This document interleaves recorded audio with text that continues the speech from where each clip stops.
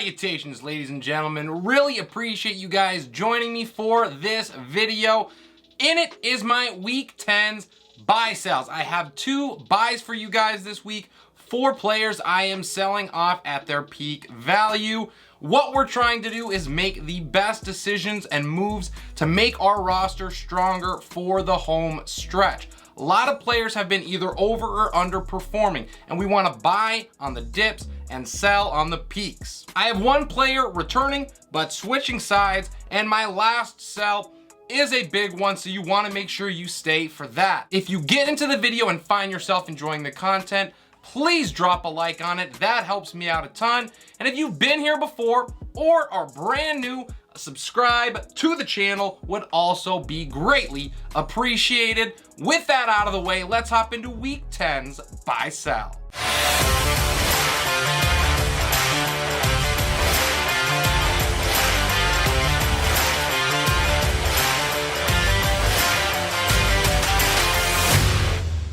My first buy is DeVonta Smith. Now, I did have Smith as a sell back in week 7 when he was the wide receiver 16, and since then he's posted back-to-back finishes outside of the top 50. It is certainly a quick turnaround, but this is the dip that we're looking for when we are acquiring talent. Now, the reason that I am not waiting another week to make this move is very simple. The Eagles get a great matchup with Washington in week 10. The Commanders surrender top 7 numbers in passing touchdowns, yards per completion, and points allowed to wide receivers. So if he booms this week, your window for getting him cheap is completely closed and likely for the rest of the season because the trade deadline is coming in fast in most leagues. I just have a gut feeling that this Washington game is a solid one for Smith, so we need to strike while the iron is hot. The concerns that I had for selling DeVonta are still mostly present, so I want to get that out of the way. He is not a target monster. Dallas Goedert and A.J. Brown are both having excellent seasons and balling out, and at best, he is the number 2 guy in the passing game. He'll also be the number 3 on weeks that Goedert is featured. All of that is far from ideal. However, the advantages of getting him on your roster cannot be understated. The Eagles have one of the best offenses in the NFL to start. We want pieces in high-scoring offenses because they give our players the most opportunities to rack up the all-important touchdown, and few teams are hitting pay dirt more than Philly. DeVonta has just 2 of those on the season. That's less than A.J. Brown had in a single half just a couple of weeks ago. And while I know these guys are not the same players, not even close, my point is that Smith is due for some positive touchdown regression in the back half of this year. We also know that Smith has shown he has elite upside. He went for a $169 and a score in week 3 against this same Commanders team that he gets to face this week. Anyone who can boom like that is a guy that I want to get on my roster with the fantasy playoffs quickly approaching. Although Smith is not a target hog, he does boast a 23% target share thus far, and even more importantly, he's accounted for 25% of the air yards in Philly's passing attack. That type of opportunity is going to breed fantasy points in this offense as the season goes on. As an added bonus, he has already had his bye, so there is no need for you to worry about missing him when you need him the most. Lastly, and most important, is Smith's current price. As the current wide receiver 35 and following a pair of duds that probably hurt owners who were playing him, you could probably get him at a solid discount. I view Smith at worst as a low-end wide receiver 2 for the rest of the year. I don't think that he can get into that wide receiver 1 range, but it would not surprise me if things fell perfectly for him that he sniffs the top 15. If I can move a recent solid performer like Adam Thielen at wide receiver 36 or Jerry Jeudy at wide receiver 34 for him, I am doing that. My last buy is Mark Andrews. Now, going and getting Andrews is not going to be easy, and it is certainly not going to be cheap, but thankfully there are a few factors here that are working in our favor as we try to acquire him. The first one is his injury, and while it's not serious, it did take him out of that game against the Bucs, and it also cost him an opportunity to shine in prime time against New Orleans. It also helps that he is on his bye week.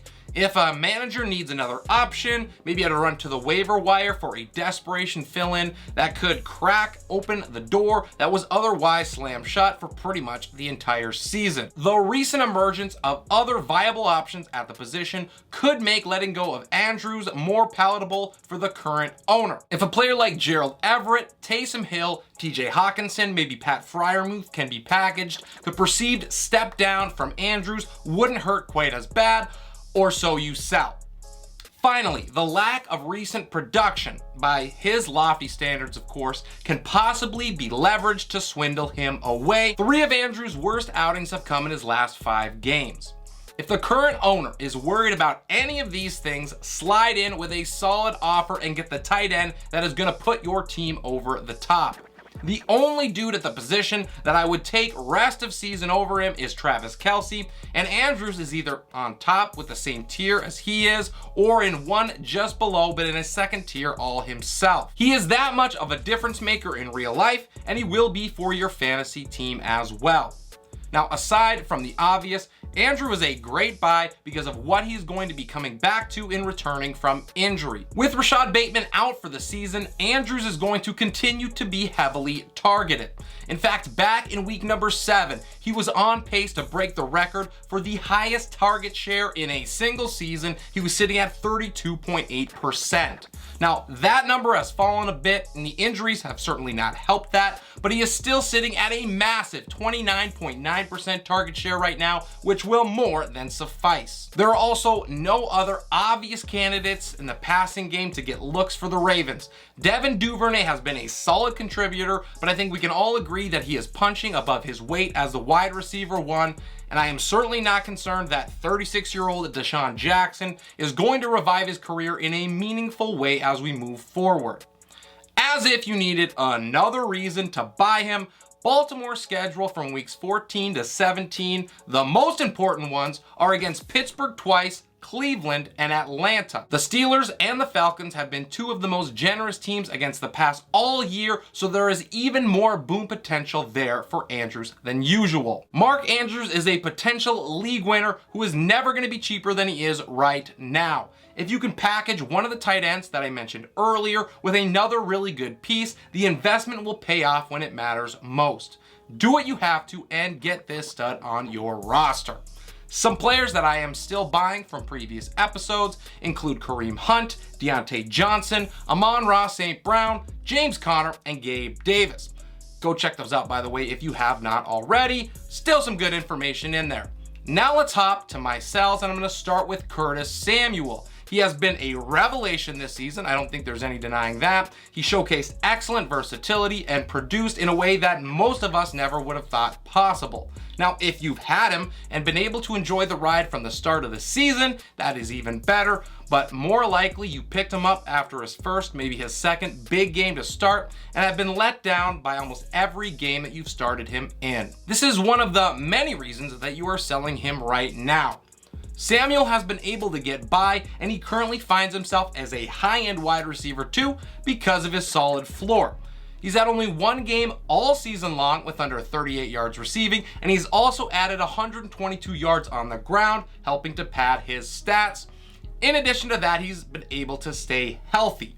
Now, outside of that though, he has been nothing special. From weeks 3 to 8, Samuel failed to finish as anything higher than a wide receiver 29. He had 3 finishes outside of the top 40, and he scored double-digit fantasy points just twice. Now, thankfully, he hit last week on a fluke play, and I am viewing this as your best and probably last chance to sell for a decent return. If you've been following these videos every week, you probably saw me selling Terry McLaurin just a couple of weeks ago. And the reasons that I am selling Curtis Samuel are very similar, so let me refresh your memory. We're going to start with the target options in Washington. So we know that there is the alpha in Terry McLaurin. We also have Jahan Dotson, who is going to be returning from injury soon, possibly as early as this week. And prior to his injury, Dotson was a wide receiver 2 or better in 3 out of 4 games. So he is clearly talented, and the Commanders are going to want to continue to feed their first round pick. This means in a worst case scenario, you now have the number 3 option in the passing game for a below average passing offense, which is not exactly exciting to plug in every week. Next, Washington's schedule is brutal for wideouts down the stretch in weeks 10 to 16. The Commanders have matchups against Philly, San Francisco, and the Giants twice. Now, New York is top 3 against wide receivers right now. 2 of those matchups happen to be in the fantasy playoffs when you need the production the most, but just one bust can cost you a chance at a title. For me, that is all I need to know before moving on from Samuel. There is no chance that you're going to be able to sell him at his current ranking, but with his shiny wide receiver 14 tag, you're going to be able to pull a flex with more upside and less risk. I would be targeting someone like DJ Moore at wide receiver 28, maybe Jacoby Myers at wide receiver 30, and I would even go as far to try and get a panicked Courtland Sutton owner to make that swap. My next sell is Geno Smith. Now, I cannot lie, I've kind of been waiting for an opportunity and reason to sell Geno after his torrid start, and last week's quarterback 5 overall finish finally provided it. Smith has had a season that no one could have predicted. He was supposed to be an average quarterback in one of the worst teams in the league, or so we thought. Instead, Geno has posted 4 finishes in the top 7, and he has failed to land inside the top 20 just once. That was way back in week 2. He has the Hawks firmly in the playoff picture, and if you've been riding him, he probably has your team set with a solid record as well. So why would we move on from him then? Well, it is all about timing and what is most likely to happen. I've been skeptical of Smith all season long, even when he was balling out from weeks 3 to 5. That was his best 3-game stretch. When that was going on, I was just waiting to come back to reality. That started to happen in his week 6 game against Arizona, and although he has not fully nosedived, at least yet, I feel like it is inevitable. We know that it is far better to sell too early than too late, which makes this week the perfect opportunity to get great value while removing the risk and setting your team up for a playoff push. Now, it is not just that I am not a believer in Smith, although that is a big part of this. I'm also well aware of who the coach is and what his tendencies and his preferences are. Pete Carroll has and always will be an old school coach who wants to run the heck out of the ball. And now that he has Kenneth Walker, he's got a great excuse to continue that philosophy. Running the ball also helps cover up a pretty poor defense in Seattle, something that Carroll is well aware of by now. I am betting that the Hawks do what they've done for the last decade and ground and pound it into oblivion as the season wears on. If that was my only reasoning, then I can understand you not buying this sell. However, the last piece is probably the most important, and that is the schedule for the Seahawks down the stretch. This week, they get a rough matchup against a solid Tampa Bay defense, and if Geno bombs or underperforms, there is absolutely no one that is going to buy him with 4 sub QB1 finishes in his last 5 tries. He also does not get any help in week 11 because that is Seattle's a bye. After the week off, he gets a nice matchup with Vegas, and that is one you should be leveraging while trying to sell him off. After that, though, it is a Rams defense that is top 8 against quarterbacks, an above average Carolina squad, and the 49ers in week 15. None of those games are enticing if I am banking on starting Smith, and would anyone really be surprised if he completely face plants in those 3 and costs you your season? I, for one, would not. And I am certainly not holding that type of risk when I have value staring me in the face. As the current quarterback 8, there is likely a quarterback-starved manager in your league who would pony up a decent offering in order to roster Smith. If you're swapping signal callers, I would take a shot on underperforming Tom Brady, he's quarterback 13, or Justin Herbert, who's quarterback 14. Both of those owners probably are a little bit worried, and rightfully so. I would even go full homer and take a shot on Kirk Cousins for his consistency instead of risking it all on a journeyman who has never hacked it for an entire season in his career.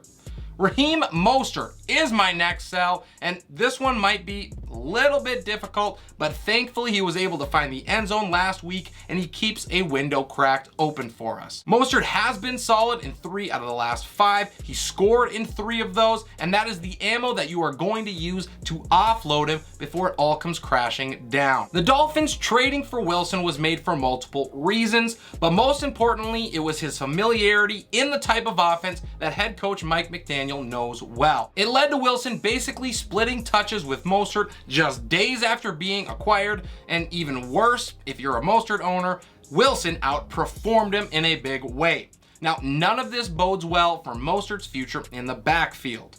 If I'm an owner, I am looking to get rid of the declining asset while it still has value, because in a few weeks, Mostert is either a risky flex or bench fodder. At best, he is going to split for the rest of the season, ceding some or most of the passing work.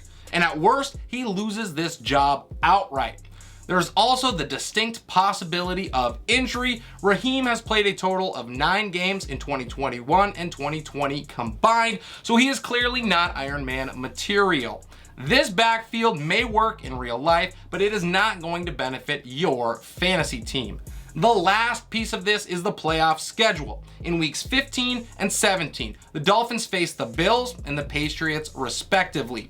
These are 2 of the best rushing defenses in the entire league, and I want no part of Mostert in my lineup against either of them.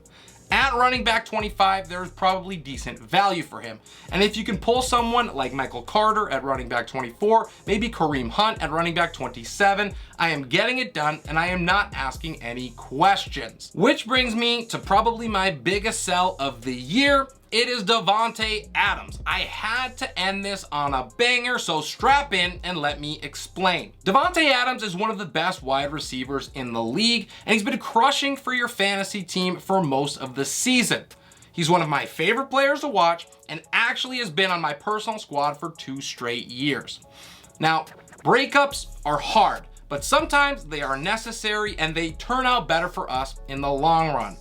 I am getting out now for a couple of reasons. Number 1, the Raiders are basically a complete and total dumpster fire. Their offensive line is in shambles, and by nearly all metrics, they are a bottom 5 unit in the league. Their defense has no chance at stopping anybody. Now, usually this wouldn't be so bad because at least if Vegas is giving up points, then they have to sling it to try to catch up, which breeds to fantasy points for our wide receivers. But unfortunately, this brings us to reason number 2, which is Derek Carr looks bad. Like, real bad. He's 21st in PFF passing grade, 21st in yards per attempt, thank you offensive line, and 31st in adjusted completion rate. He's quarterback 21 in the season, and he has just 1 game where he scored 20 or more fantasy points. Now, does any of this sound like a situation that you want one of your top fantasy assets rotting in? I, for one, will pass. This is not a team I want any part of if I can at all help it. Now, to be fair, Adams is good enough to overcome this long list of shortcomings.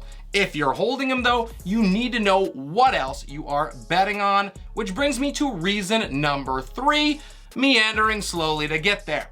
DeVonta has scored 7 touchdowns in 8 games this season, so he's on pace for about 15 on the year, and that is a feat that he has just reached 1 time in 8 seasons with peak Aaron Rodgers, RIP.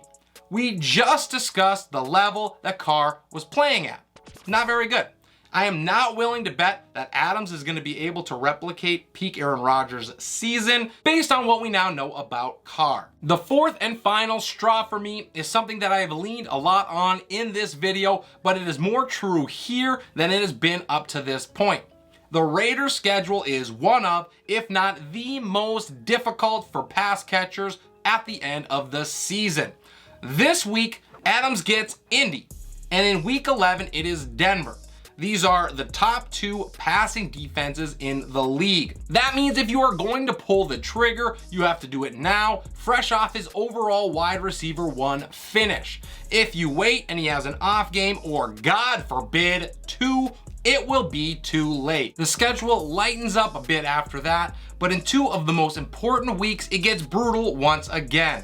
Week 15 is a matchup with a top 6 unit in the Patriots, and in week 17, which happens to be most people's championships, Davante has to go against one of the best 3 overall defenses in San Francisco.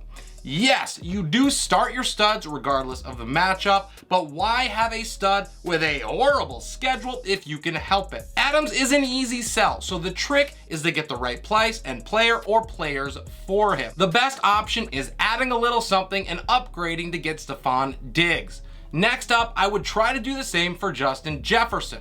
If I am swapping 1 for 1, AJ Brown is a solid option. I'd also take Eckler, Henry, CMC, or Barkley and be willing to add a flex piece to get the deal done.